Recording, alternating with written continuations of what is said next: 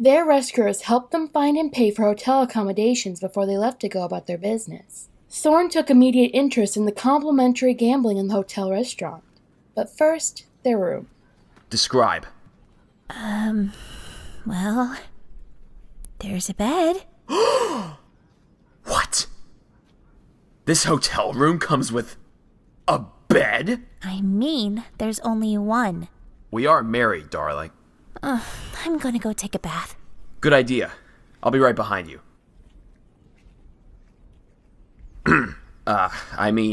I'll take one when you're done. Right.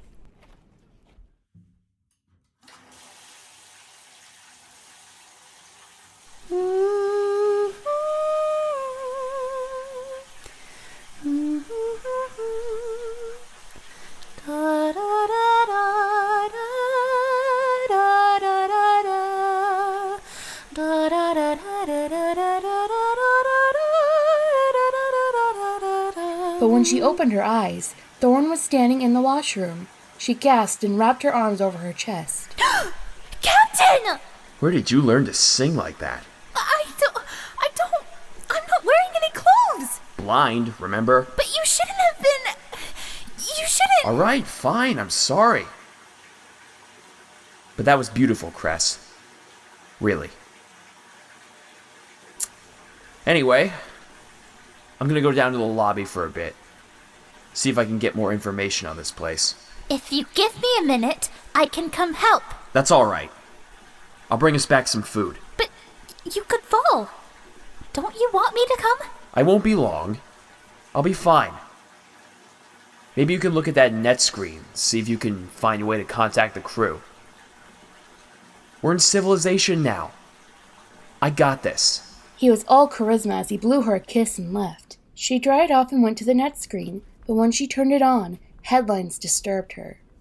Lunar satellite found in the desert. But that means they'll be looking for us. The Queen wants all lunars brought to her. Oh no.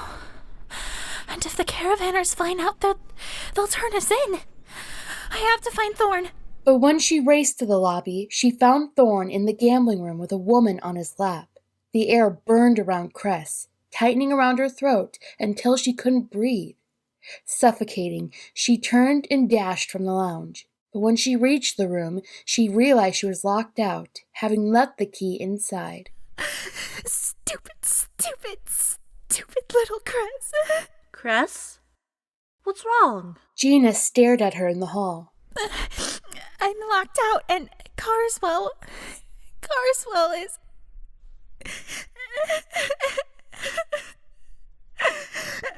You're safe now. Everything's going to be fine. I was just about to join a friend for a meal. Would you like to join us? I don't want to go back down there. You can't stay up here without your key. We'll slip right past the lobby. Come along now, dear. Gina gently guided her out of the hotel as she cried. It isn't right to see such a pretty girl crying like that, especially after all you've been through. Don't tell me you and Carswell had a fight after surviving the Great Sahara together. He's not... He's not what? Nothing, never mind. You're not really married, are you? No. We all have our secrets, and I can venture to guess your reasons. You're Lunar, aren't you? I caught word of the fallen satellite. I figured it must have been you. But it's all right. Lunars aren't so rare around here. Mostly we found that you people just want to keep to themselves. After going through all the trouble of making it to Earth, why risk getting caught and sent back after all? I hope you won't be offended by my asking, but are you ungifted? Yes. I see. There's my friend. Members of the caravan stood outside of a big, dusty vehicle, loading sacks of goods into it. Cress was grabbed suddenly from behind, a hand clamped over her mouth. She was forced into the back of the vehicle and locked into pitch blackness. No, please! But it was too late. The car began to rumble, and they left the city behind. Meanwhile, at the hotel, gambling had turned into a brawl. and Thorne was nursing a throbbing cheekbone with the help of Jamal from the caravan. You're lucky you didn't break your nose. That's true. I am rather attached to my nose. But at least I won the escort droid. Your girl probably won't be pleased about that. Oh, no, I didn't want the escort droid for me. I thought she'd make a nice gift for a friend of mine. Not to give up the real girl, I see. A girl like that doesn't fall from the sky every day. You know, Gina thought you didn't know she was lunar, but you strike me as the type of man who has a keen sense of value. You must have known she was a shell when you found her. Couldn't find me trading in their kind otherwise. I don't care how much they're worth. Honestly, Lunars terrify me too. But not Cress. She's harmless. Do you know where you're taking her yet? Or are you still shopping her around for a good price? I figured you were probably taking her to that old doctor, but I have to tell you, I think Gina's interested. Could save you a lot of trouble. We could offer you 20,000 for her. 20,000 univs? Too low? What did you have in mind? Panic swept through him. This wasn't a negotiation. This was a distraction. Cress! She isn't here. You know that. Where is she? She's no longer your concern. If you were so attached, I guess you should have kept a better eye on her, rather than running off and flirting with the first steel-boned escort who passed by. She saw that, you know. Saw that escort hanging all over you downstairs. Looked pretty shaken up by the sight. Didn't even hesitate when Gina offered to take her away. Thorne tightened his grip on the cane and brought it up as hard as he could, right between Jamal's legs. He reached for his gun and aimed it at the sound of his scream. Where did you take her? Where? Wait! They were taking her to that doctor in Farafra, a tiny oasis town. There's some doctor there with a thing for lunar shells. Where's that escort droid I want? Right here, Master. Give me the coordinates to a town called Farafra. And the fastest way to get there. You're an idiot to go after her. She's just a shell. She isn't worth it. If you honestly believe that, then you really don't recognize true value when you see it. Kai stared at the patient records. Ling Cinder. Conclusion. Letomosis. Immunity confirmed. She was a draft subject, yes? She was a volunteer in the official sense. I believe a legal guardian recommended her for testing. We had to override her system to get her in here. But look at the doctor's notes. What does that mean? Finally, I've found her? Nobody knows. I'm so sorry, Your Majesty, but today's draft subject has arrived. Are you all right, Your Majesty? Fine. We knew she was a cyborg. I just never expected to see how much. He gestured to the screen of a girl whose brain, eyes, skull had been tampered with. I'm sorry. I know I haven't always been fair where Ling Cinder was concerned. From the moment I saw you talking to her at the ball, I've been worried she would have been an unnecessary distraction to you. And you were already dealing with so much. But it's obvious you did have legitimate feelings for her. And I'm sorry for all that's happened since then. The problem with that is that even I don't know if I had legitimate feelings for her, or if it was always just a trick. Your Majesty, the lunar gift has limitations. If she's been forcing these feelings onto you, then you wouldn't still be feeling them. I don't. Is it that obvious? Well, as Queen Levana likes to point out, you are still young and not yet adapted to disguising your emotions like the rest of us. To be frank, I feel like that's one of your better qualities.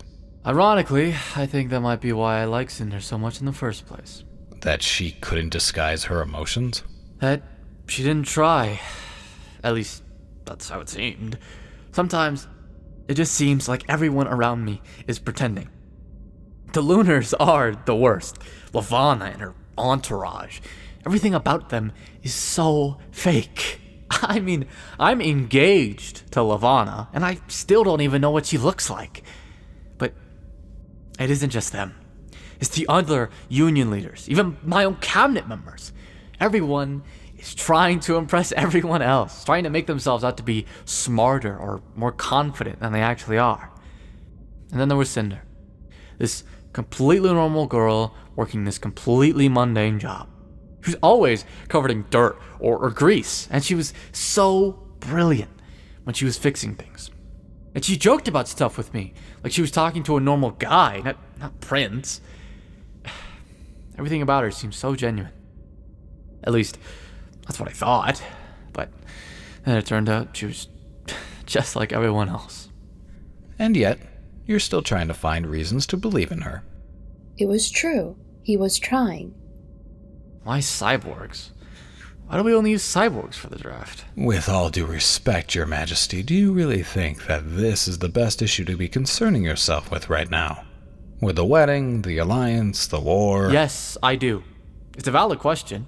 How did our society decide that their lives are worth less?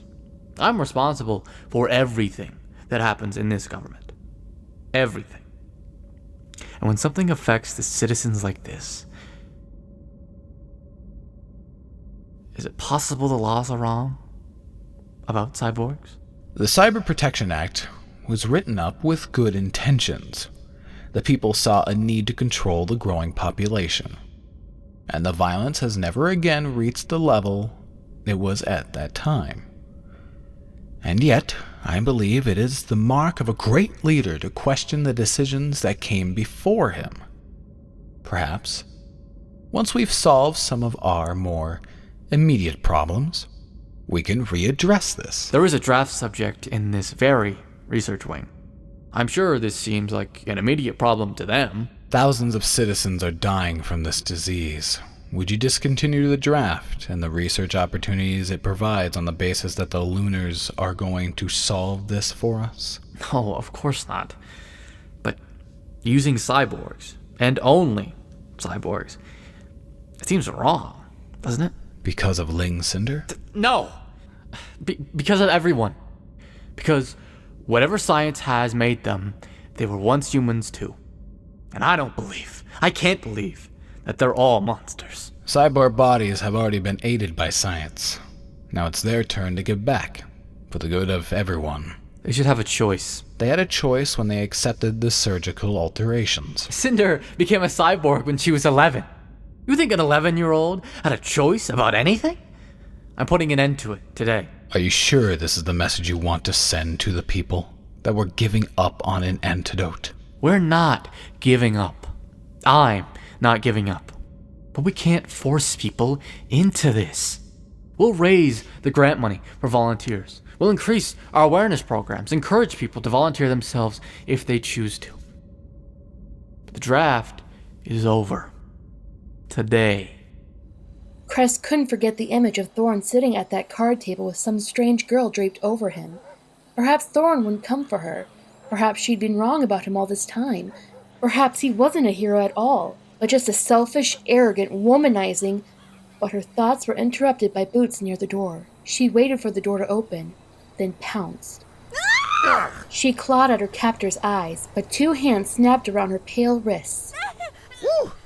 She is a tiger, Gina. I'll give you that. Let me go! Where are you taking me? Let me go! Calm down, little girl. I'm not going to hurt you. Wouldn't be worth it. Gina, I heard a rumor that you were on your way. I've brought you another subject. Found her wandering in the desert. The shell? I'm asking 32,000 unives for her. I will give you 25,000. I will not hesitate to take this girl to the police and have her deported. I'll collect my citizen's reward from them. A mere 1,500 units? You would sacrifice so much on your pride, Gina? My pride. And to know that's one less Lunar is walking around on this planet. I'll let her go for 30,000. 27,000. Deal. Defiance shot down Cress's spine. He should be ashamed. They should all be ashamed. Let me get a blood sample from her. Then I'll make the transfer. Fine. Hold her down. No! Please leave me alone! Please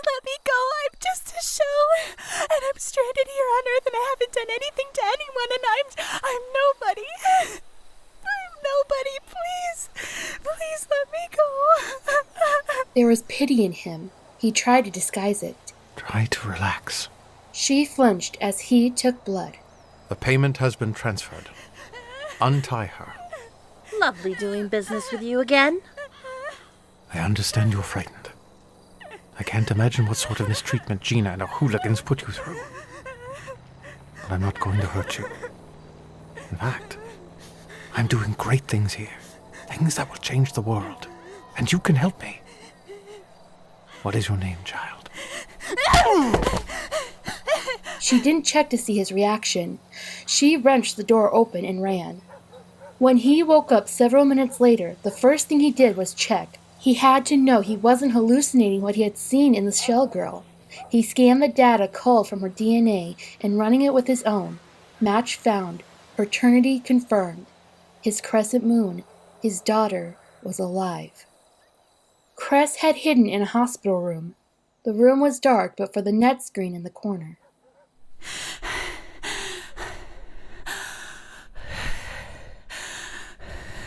A man was lying there, sleeping, she realized. He was the biggest man she had ever seen.